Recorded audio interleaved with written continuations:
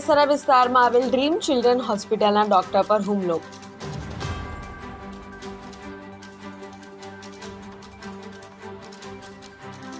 રુદ્ર નામના પેશન્ટે દવા પીતા તબીબ મનોજ પ્રજાપતિ દાખલ થવાનું કહેતા ઉશ્કેરાઈને લાફો ઝીંક્યો. તબીબે સમગ્ર ઘટનાની પાંડેસરા પોલીસને જાણ કરી.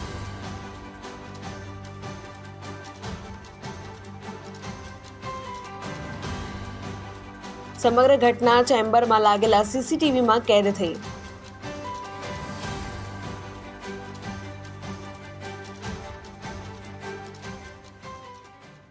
ગઈકાલે જે ઘટના બની એમાં એવું થયું હતું કે એક પેશન્ટ રુદ્ર કરીને 2 થી 3 વર્ષનો છોકરો ઘરે ઉંદર મારવાની દવા ખાઈને અહીં આવ્યો હતો. મારા આસિસ્ટન્ટ ડૉક્ટર નામ ડૉક્ટર મનોજ પ્રજાપતિ, એમણે ચેક કર્યું અને એમને સમજાવ્યું કે ભાઈ અંકલ, આમાં એડમિટ થવાની જરૂર છે. અમે ઉંદર મારવાની દવા ખાવાનું પોઈઝનવાળું કોઈ પણ પેશન્ટ આવે ત્યારે એને 24-48 કલાક ઓબ્ઝર્વેશનમાં રાખતા હોઈએ છીએ. કોઈક વાર કોઈ પેશન્ટને તકલીફ પડે કે શ્વાસ લેવાની તકલીફ થાય, લીવર પર અસર થાય તો મોટી હોસ્પિટલ પણ મોકલવું પડી શકે અને આપણે ઓબ્ઝર્વેશનમાં રાખવું પડે. ત્યારે પેશન્ટ એવું કીધું કે હું દાખલ થવા નથી માંગતો અને ફાઇલ લઈને ચાલ્યા ગયા. મારા આસિસ્ટન્ટ ડૉક્ટર એકદમ શાંતિથી સમજાવ્યું કે ભાઈ જો આમાં એડમિટ થવું પડે અને ઓબ્ઝર્વેશનમાં આપણે રાખીએ અને કંઈ કોમ્પ્લિકેશન થાય તો જોતા રહેવું પડે. એ પેશન્ટ ત્યારે તો ચાલ્યું ગયું. 10-15 મિનિટ પછી થોડું આવ્યું અને આવીને અંદર દરવાજો ખોલીને મારા આસિસ્ટન્ટ ડૉક્ટરને જોરથી 10 થી 12 વાર તમાચા લાફા માર્યા.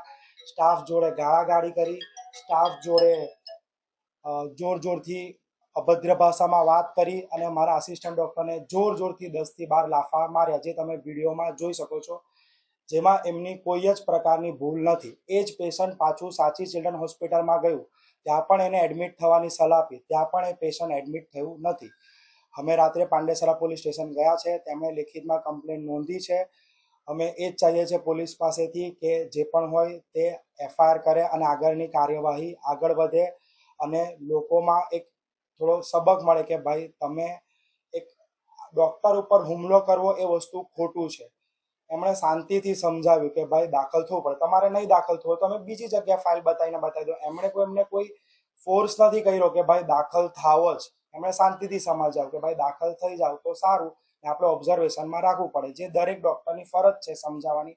એમણે એમના પ્રમાણે ડ્યુટી કરી હતી, પણ પેશન્ટે જે પ્રકારનું બિહેવિયર કર્યું, દારૂના નશામાં કર્યું કે કઈ રીતે કર્યું, એ પોલીસને મેં કહું છું કે થોડી ઇન્ક્વાયરી કરે અને જે પણ લો પ્રમાણે આગળની કાયદાવે કરે અને કડકમાં કડક કાર્યવાહી એમના પર કરે, જેથી સમાજમાં એક થોડો લોકોમાં ભય બેસે કે ડૉક્ટર પર હુમલો કરવો એક થોડી ગંભીર ઘટના છે. અમે તમારા માટે બેઠીએ છીએ. એક ડૉક્ટર બનતો હોય છે, કેટલી મહેનત પછી બનતો હોય છે અને પોતાની બધી કુરબાની આપીએ છીએ. તમે સન્ડે મજા કરો છો, અમે સન્ડે હોઈએ છીએ, તમારા આપીએ છીએ, તમને શાંતિથી સમજાવે છે, બધું કરીએ છીએ, તેમ છતાં તમારે હુમલો કરવો એ વસ્તુની મેં નિંદા કરું છું અને હું એ જ ચાહું છું કે પોલીસ આગળની જે પણ કાર્યવાહી હોય તે નિયમ પ્રમાણે કરે.